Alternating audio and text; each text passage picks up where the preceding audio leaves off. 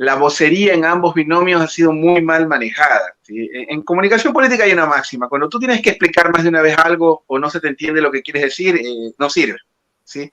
Entonces, yo no dudo que, por ejemplo, Andrés Arauz tenga todos los PhDs del planeta, hable 9 idiomas y todo lo que tú quieras, pero esto es más o menos como hablar te lo voy a poner de esta forma, en términos ya del día a día, como hablarle a alguien de algo que le irrita o le recuerda dolor, como alguien tuvo una pérdida de un familiar en un accidente feo y no le gusta hablar del tema, por más de que tengas que explicar, etcétera, etcétera, que tú le comentaste que iba a haber menos accidentes, bla, bla, bla, ya lo hiciste. Entonces, me parece que ambos binomios han tenido ese problema con los binomios. Por el lado del correísmo con Arauz, que yo creo que el mejor rol para él por ahora debería ser el silencio del territorio. Y por el lado de la candidatura de Noboa, acabas de decir algo que es una gran verdad. Bueno, creo que nos conocemos décadas y yo nunca he negado a mis amigos. Yo conozco a Verónica Abad, la conozco desde su lado de trabajo de liderazgo femenino, ha trabajado mucho en estos temas, pero esa es Verónica. Y yo no aplico. A estas alturas yo estoy más dispuesto a reconocer que Arauz ha cometido errores de comunicación que ha debido luego salir a explicar a que Verónica Abad los haya cometido. Yo creo que ella se muestra tal cual es y consistentemente tal cual es.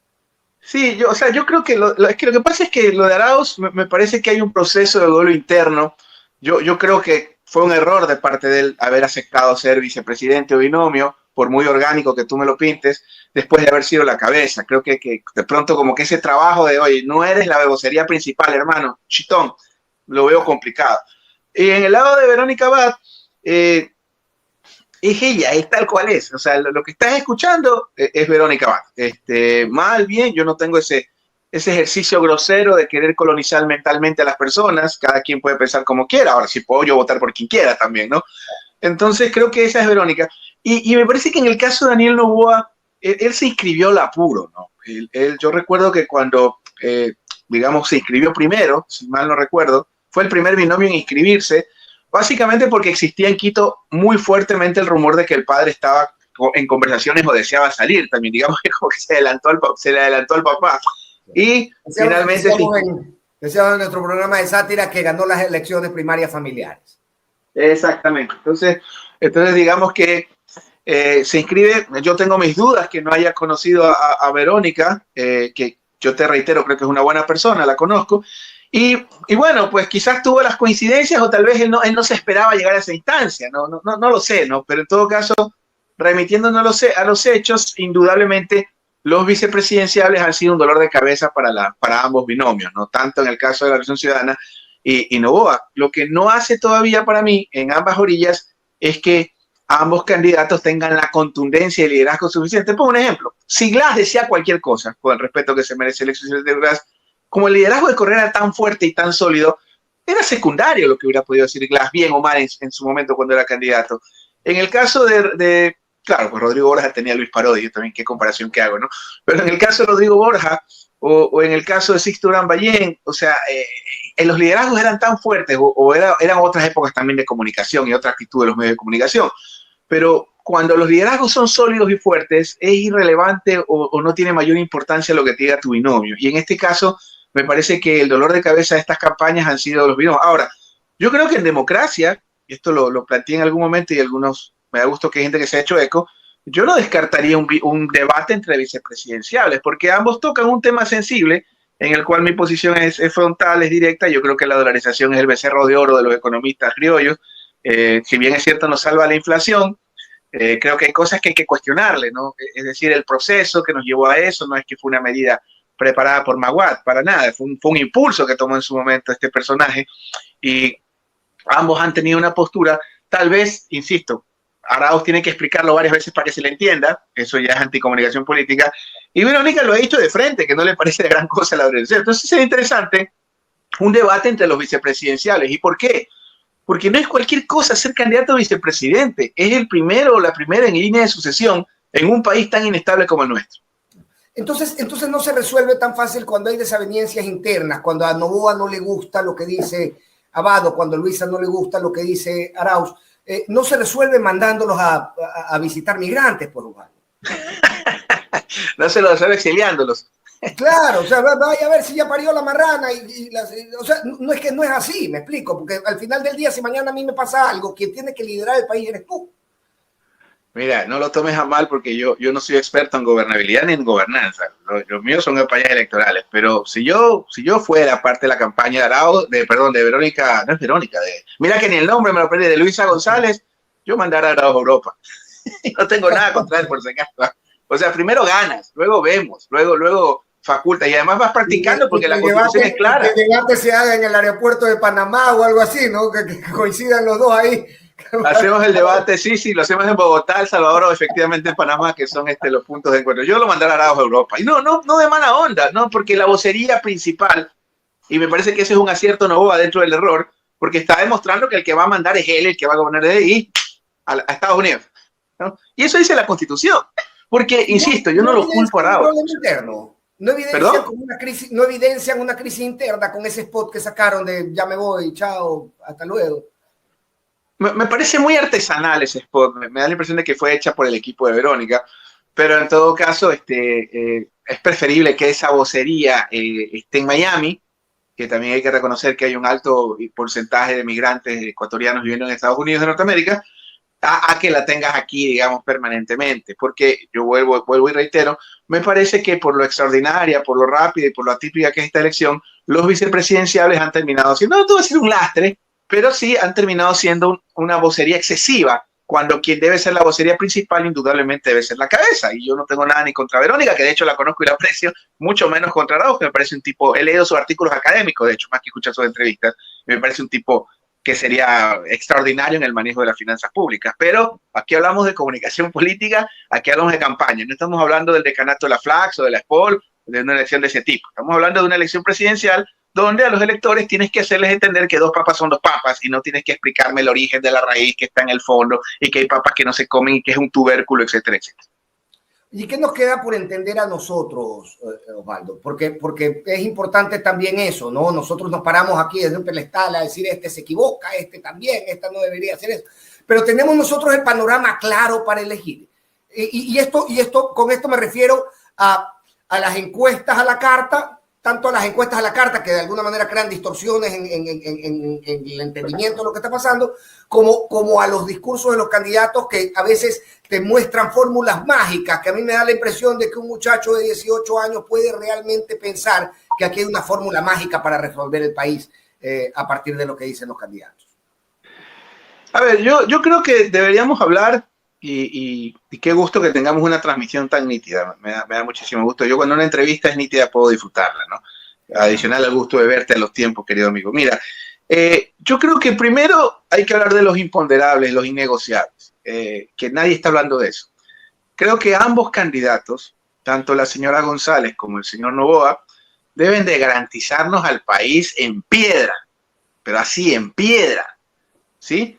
Que sus gobiernos no van a ser la prolongación de esta catástrofe. Ese creo que es el innegociable, ¿sí? Porque, querido Fernando, yo lo veo de esta forma. Yo nunca he sido amarillista, tremendista, ni mucho menos por el estilo, pero yo ya veo la situación de que si se prolonga, o lo digo de frente, si el señor Noboa, que debe proyectarnos contundencia, debe proyectarnos de que no va a ser un Lazo 3.0 o la prolongación del Lazo, ¿ya? Si esta forma de la conducción, si es que podemos llamarlo así en la nación, se mantiene, ya yo creo que vamos camino a la desintegración. Ya hablemos con Petro de una vez para ver si nos reintegramos a la Gran Colombia o vamos viendo qué vamos a hacer o qué pena si nos vamos. O sea, yo creo que ese es el primer paso, que ambos binomios tienen que demostrarnos y darnos la certeza de que esto no va a ser, porque lamentablemente yo ya creo que hace rato el país ya es México, y peor que México, yo conozco México, en México el problema siempre fue de fronteras. Anda, tú revisa los indicadores de la Ciudad de México, siempre fue un problema de Tamaulipas, de Tijuana, de Baja California, de Chiapas al sur, etcétera, etcétera, pero el Ecuador se ha convertido en un México de este tamaño a nivel nacional. Recientemente en México y llegué, claro, yo no había ido desde este desastre en Ecuador, ¿no? Entonces, la sensación que yo tenía al ir era, tal vez me encuentro algo similar, tal vez acá todo el mundo dice, oye, nos estamos convirtiendo en México. La tranquilidad que yo he pasado en las ciudades en las que he pasado en México es increíble.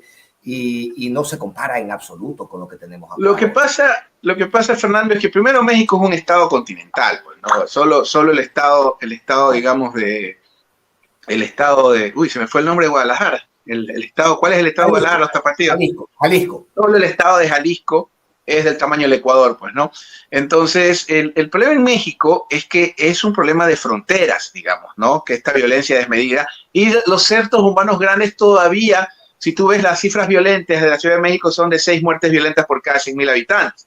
Y hoy por hoy el Ecuador es más violento que México, pero el problema no es ese. Yo creo que ya pasamos esa macabra etapa, sino lo que yo he denominado la duranización del Ecuador o la queberización del Ecuador, que ya el Ecuador completo esté en el estado que se encuentran estas maravillosas ciudades que están en una crisis de inseguridad inenarrable y que de hecho querer conversando el tema y profundizarlo pondría en riesgo nuestras vidas. Así hemos llegado a ese nivel, Tello. Entonces, en ese contexto, creo que ambos binomios tienen que darnos la garantía de que no se va a prolongar esta catástrofe. Y creo que ambos binomios, vamos a hablar desde la propuesta más de los errores o aciertos, me parece que ambos binomios nos están debiendo. Bueno, claro, falta un mes. Yo siempre digo la oración del consultor, líbrame de las encuestas en las que voy primero, que de los votos me encargo yo.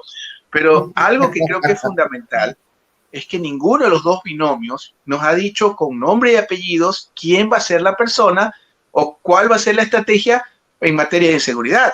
Por un lado, digo muchacho porque es un hombre joven, nos dice, es que las barcazas, ¿sí? Por otro lado, es que ya lo hicimos. Sí, probablemente yo he leído los planes de gobierno, o sea, pero a mí me falta, y esto es importante para ambos binomios, que se paren ambos en una pizarra y que nos presenten a determinados, cuidado, nos ponen otro Zapata, pues, o sea, con todo respeto al señor Zapata, pues, ¿no? Que yo creo que ya el rol de la historia es terrible, pero en todo caso, creo que ambos binomios no nos dicen al país, bueno, esta va a ser nuestra política de seguridad, mal, bien, etcétera, este es nuestro plan, esto vamos a invertir y este señor es el que lo va a implementar.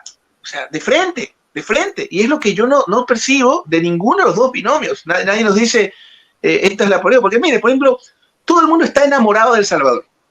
El Salvador, Bukele, etcétera. Yo rescato dos cosas de Bukele. Yo no creo que esto primero se resuelve a bala, haciendo cárceles más grandes. Esto para mí se resuelve haciendo más colegios, escuelas, universidades, áreas verdes, etcétera, y con inversión social. Pero hay cosas que se pueden rescatar de El Salvador. El primero, ¿de dónde viene la medida? Del Estado. Eso es importantísimo. Es el Estado el que toma esa medida porque la seguridad es una política pública que de acuerdo a la Constitución la delinea el Estado. Los municipios pueden dar el agua, abanicar, hacer barras, todo lo que tú quieras, los almuerzos, pero no delinean la política pública de seguridad. El segundo punto de El Salvador, que creo que es el más importante, es la inversión que hace este paisito en materia de seguridad. Súper interesante. 5.5% de su Producto Interno Bruto invierte en seguridad en El Salvador. El Ecuador no llega ni al 3, creo que es 2.7, 2.6. Y en el gobierno anterior, digamos, al de Moreno, no voy a decir su nombre porque después me caen en manada los trolls, pero ya creo que es evidente, en el gobierno innombrable para algunos medios, la inversión era casi el 4, pasaba el 4%. Pues.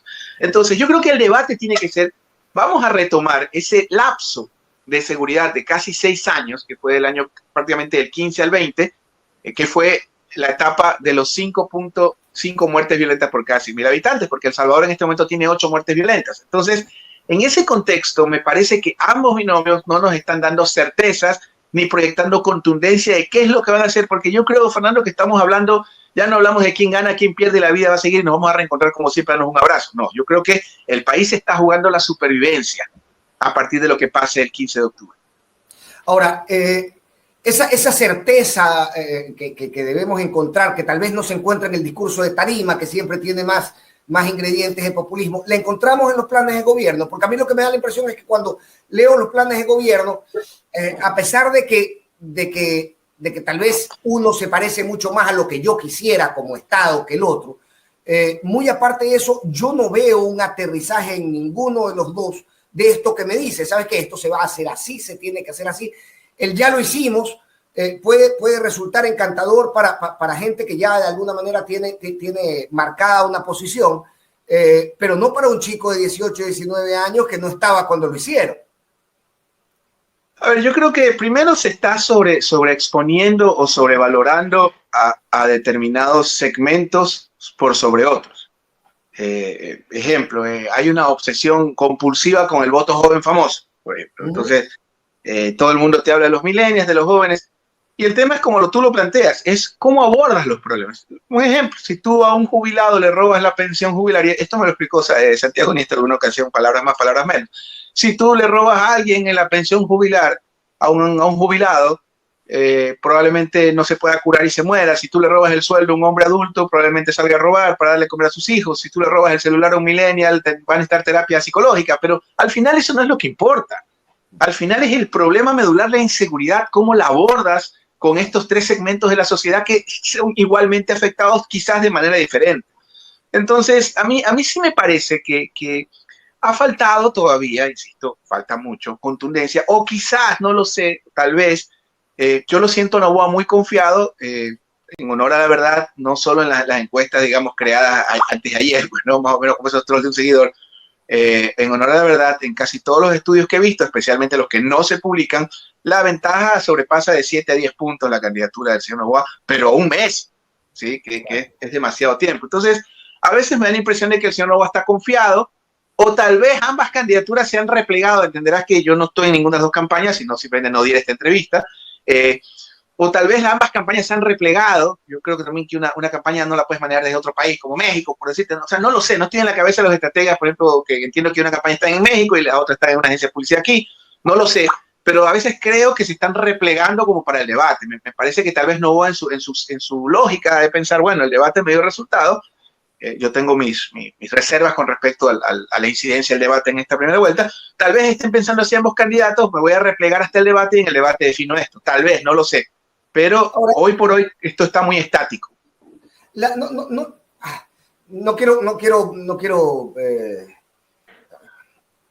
quiero parecer grosero con lo que digo, pero realmente, a ver, el discurso de Daniel Noboa le era suficiente, un espectro en el que 8 candidatos se mataban entre ellos y él observaba sin decir mucho y decía, hey, esa no es la forma.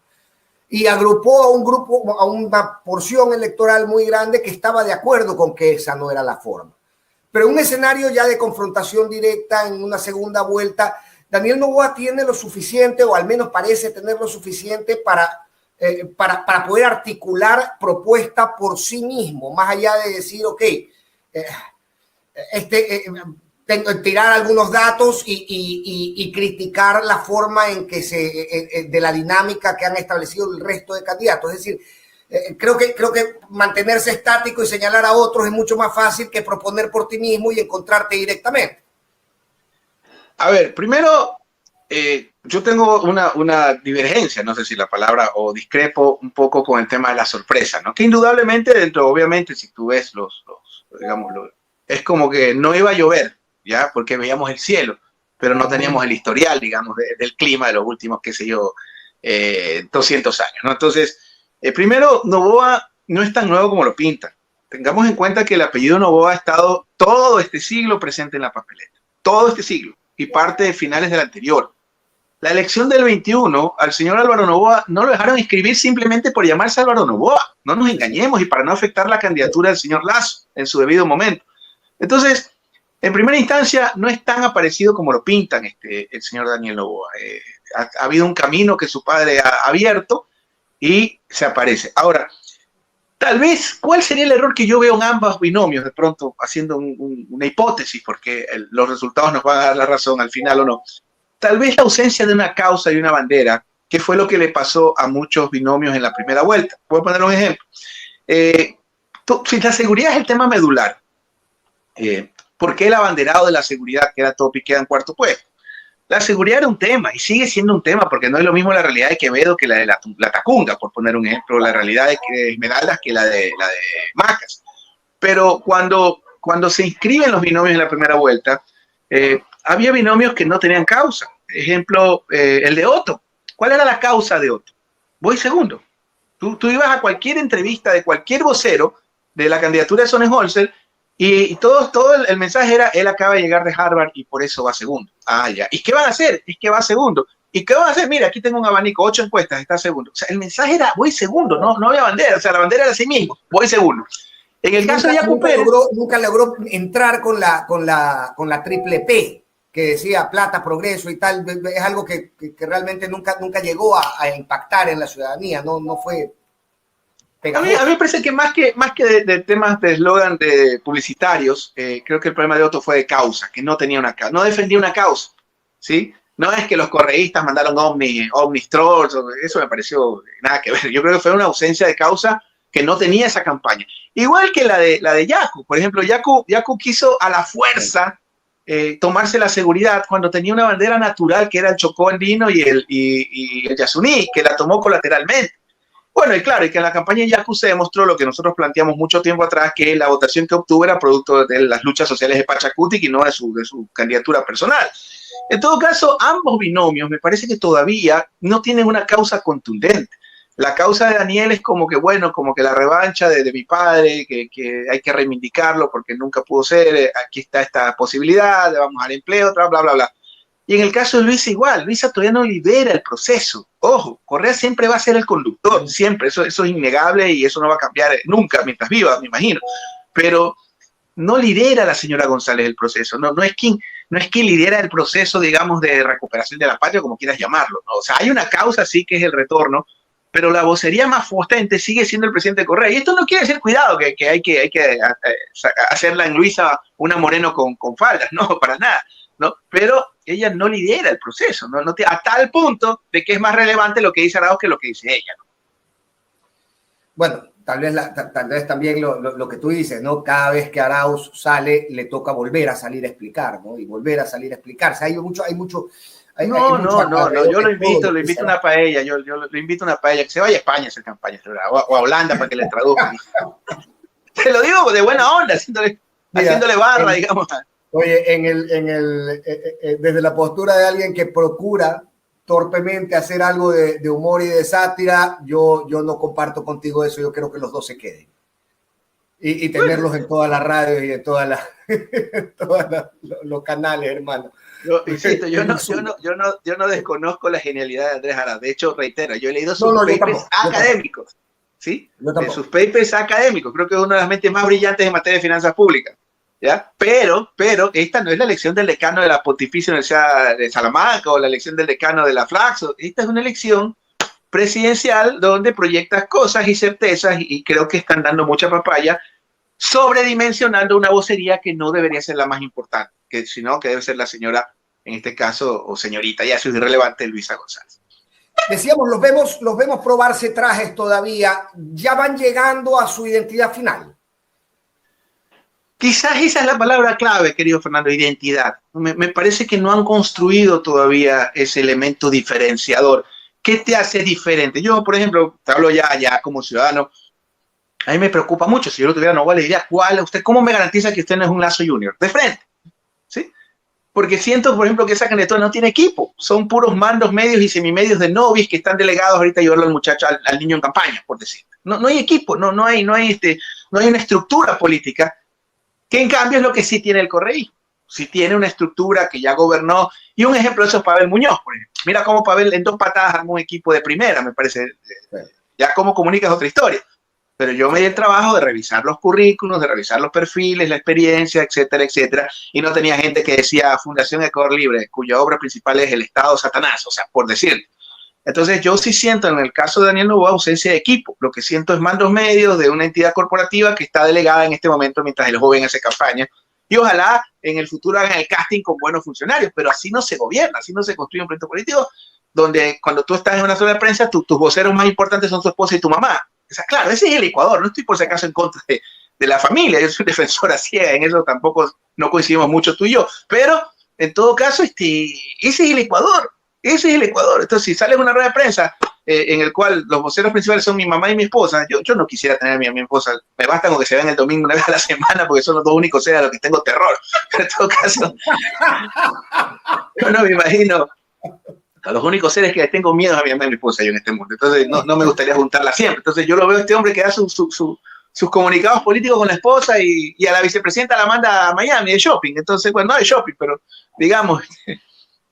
Sí, y sobre todo que la esposa ha desarrollado sus actividades en otro ámbito, ¿no? De repente verla hablar de temas, además trivializarlos, Osvaldo, no quiero caer en una crítica directa a alguien que no participe en la campaña, pero en este momento en que estamos preocupados de salir a la tienda y no regresar robados o terminar muertos en la vereda, pues hablar del baby shower en Carondelet o de mi hijo va a nacer en la casa presidencial, pues tampoco es como lo más pertinente.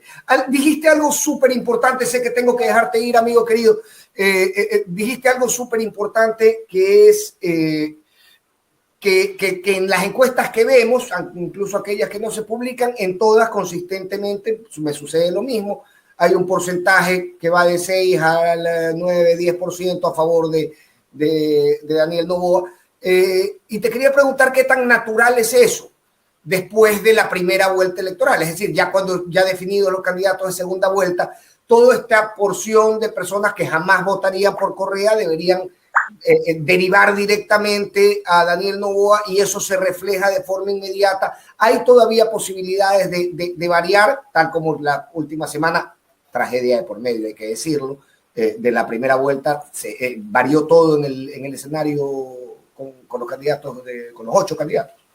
Y ahí seguimos coincidiendo. Yo creo que el factor de que decidió la primera vuelta no fue el debate, sino este magnicidio espantoso, del cual hablar usted y yo en este medio también representa un peligro para nosotros. Es terrible el país en el que estamos viviendo.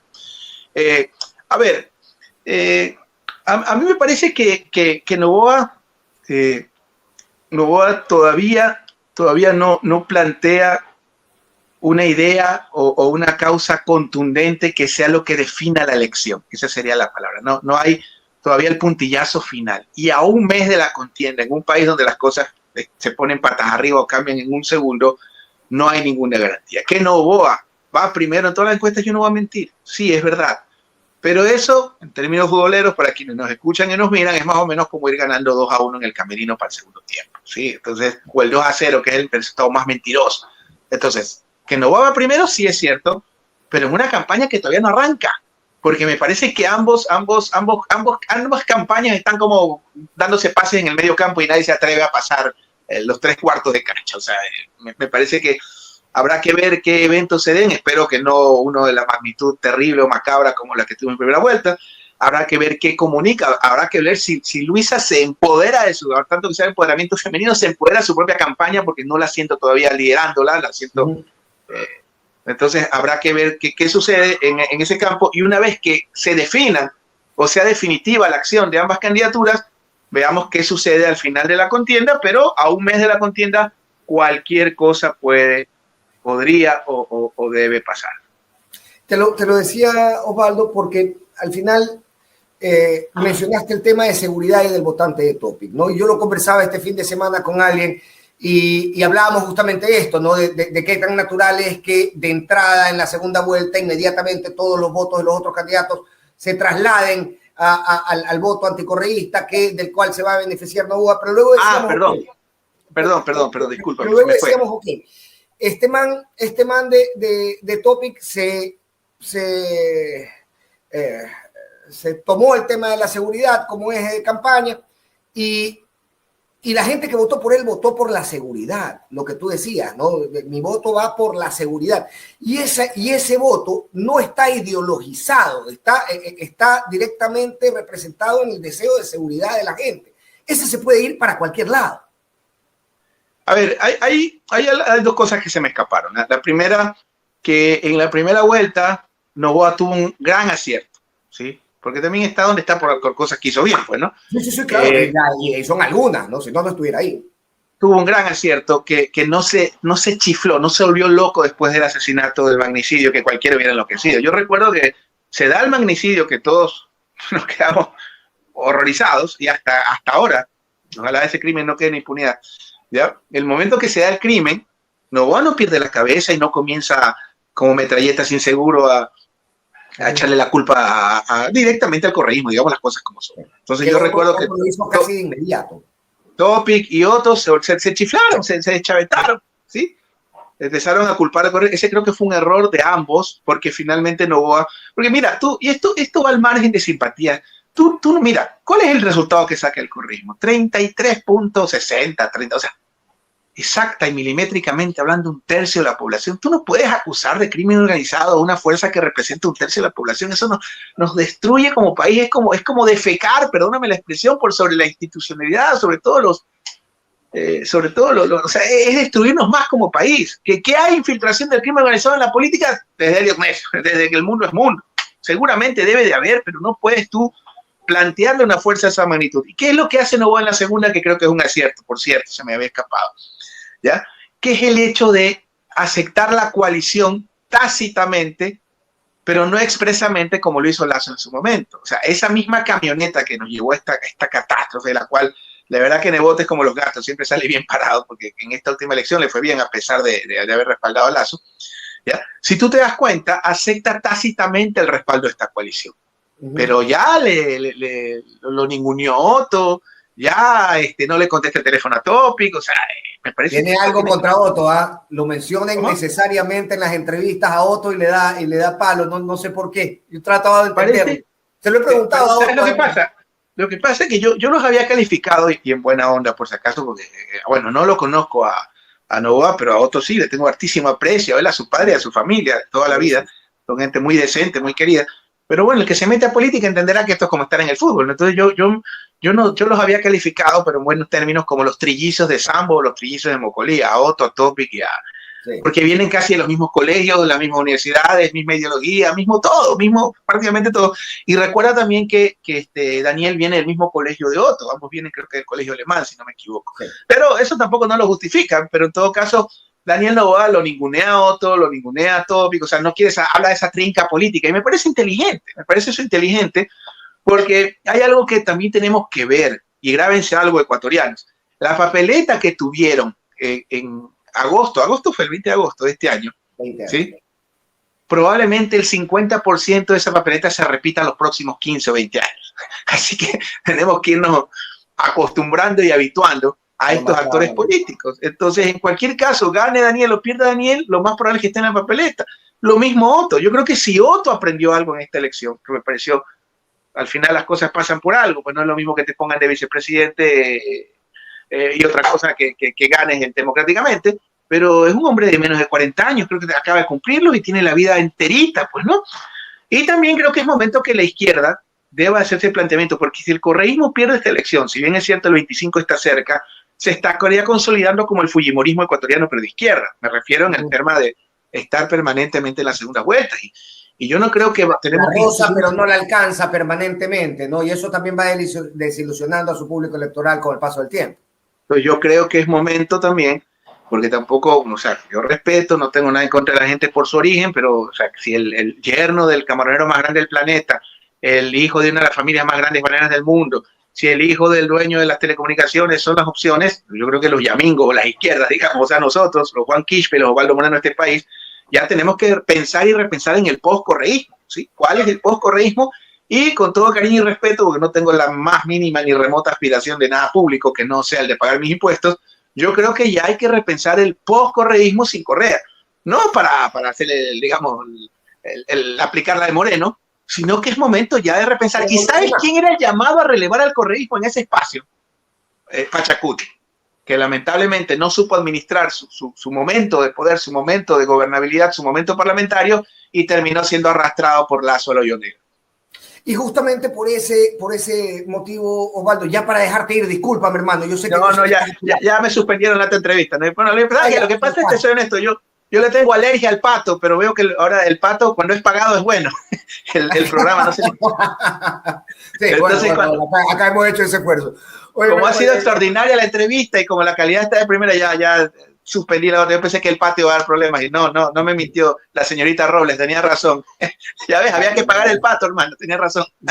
Gracias por dedicarnos estos segundos minutos más. Decía yo, Osvaldo, que en ese escenario vuelvo sobre el tema del ya lo hicimos. Acabamos de hablar de una reconfiguración de actores, acabamos de hablar de una reconfiguración de escenarios en proceso que probablemente nos enfrente a 20 años de ideas, actores y propuestas que tal vez dejan atrás ya esta dicotomía correísmo-anticorreísmo. Y de nuevo, y hablamos de la evolución de incluso un correísmo ya sin Correa como sol, ¿no? Como astro central.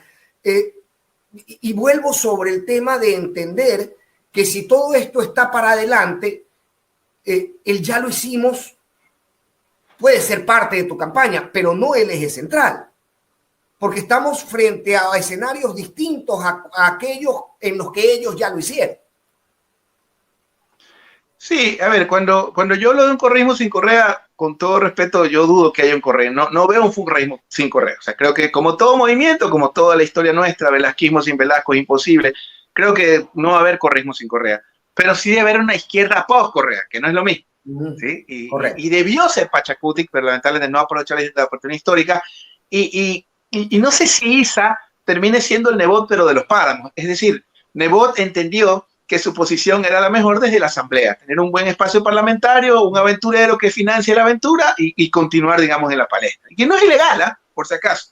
Me da la impresión de que Isa como que ya ha entendido que tiene la capacidad de generar poder desde las calles y no sé si quiera dar el paso a otra cosa. Entonces, yo cuando hablo de la izquierda post-Correa, porque no creo que haya correísmo post-Correa, pero sí creo que es momento ya, después de esta elección, de pensar en una izquierda que no, lo que no supo hacer en su momento Alberto Acosta, ni pudo hacer en su momento, digamos, que no pudo hacer en su momento, Yacu Pérez. Entonces, esa es la izquierda post-Correa a la que yo me refiero. Ya, correcto.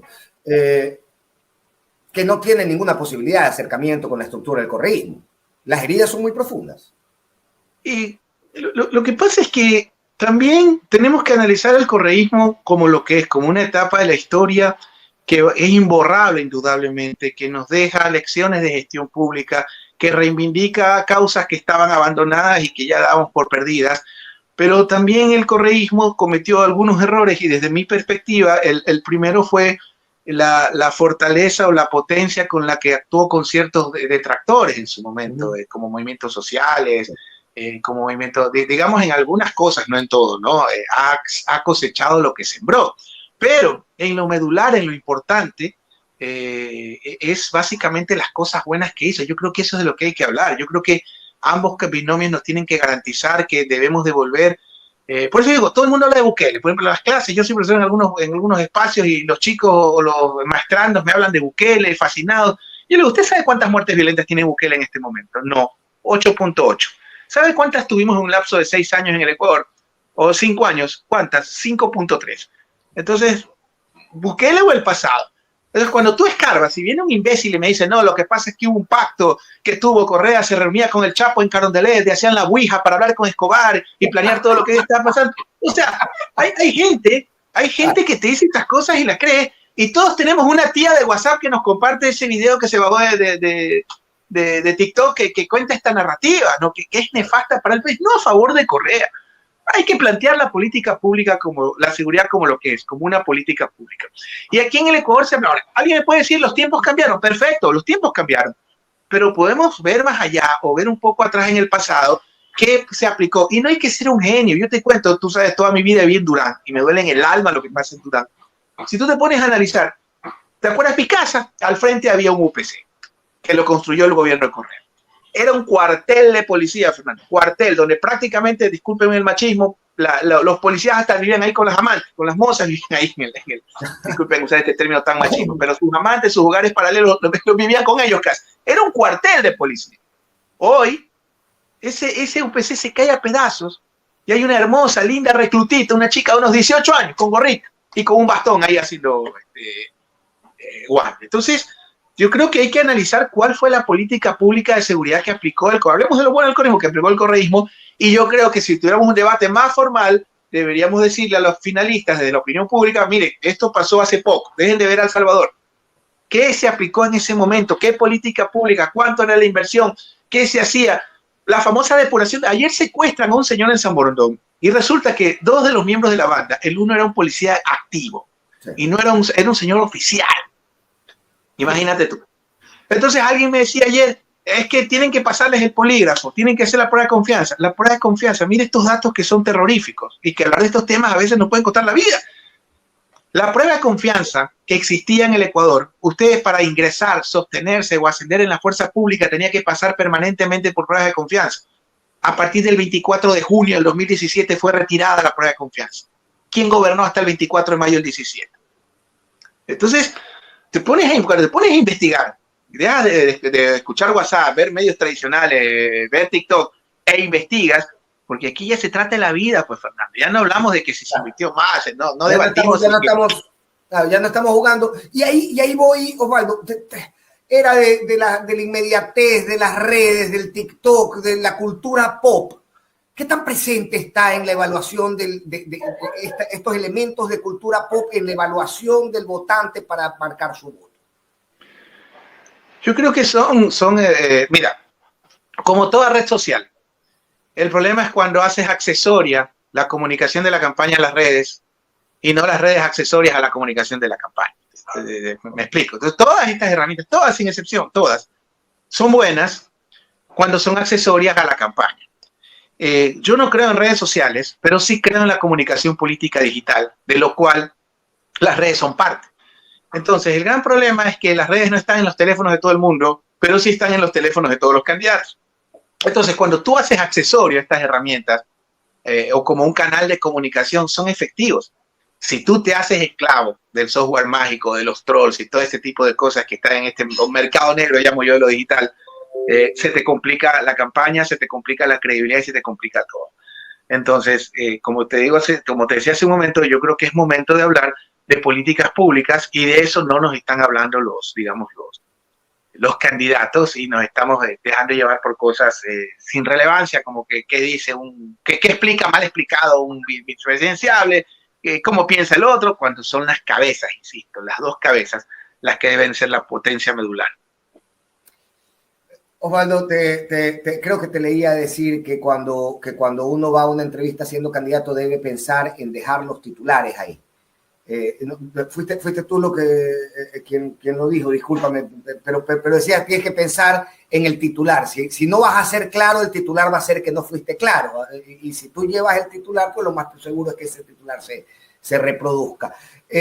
¿Cómo pensar en esa lógica de comunicación certera cuando tenemos tantas realidades tan dolorosas que atacar? A ver, lo que quise decir es que cuando tú tienes que explicar más de una vez algo en comunicación política, no sirve. Entonces, si yo a la primera no fui claro, no sirve. Punto. O sea, si tengo que estar explicando, no, eso no fue lo que quise decir. Peor, pues con las hienas que tienes del otro lado, que generalmente se van a agarrar de todo lo que digas, bien o mal. Entonces, cuando tú tienes que explicar dos cosas, está mal. Y lo peor, cuando no es la vocería indicada la que tiene que decir cosas que hay que explicar mucho, como Arauz, como Verónica Abad, es mucho peor. Entonces, en ese escenario, en ese contexto, yo creo que el eje central de la comunicación de una campaña presidencial, mucho más en segunda vuelta, es el candidato o la candidata presidencial. Que vuelvo y repito, me da la impresión de que ambos candidatos están replegados, o no sé, me da la impresión, a ver qué pasa o qué pescan en el debate. Vamos a ver qué pasa en este debate, vamos a ver si es incidente, vamos a ver si tiene la potencia indicada y vamos a ver si, ahora sí me llama el otro medio. Acabó la espera. Te mando un gigante abrazo, amigo querido. Muchas gracias por estar con nosotros. Te comprometemos. Tú sabes que este es tu medio y esta es tu casa, hermano. Así que te comprometemos más adelante en la campaña.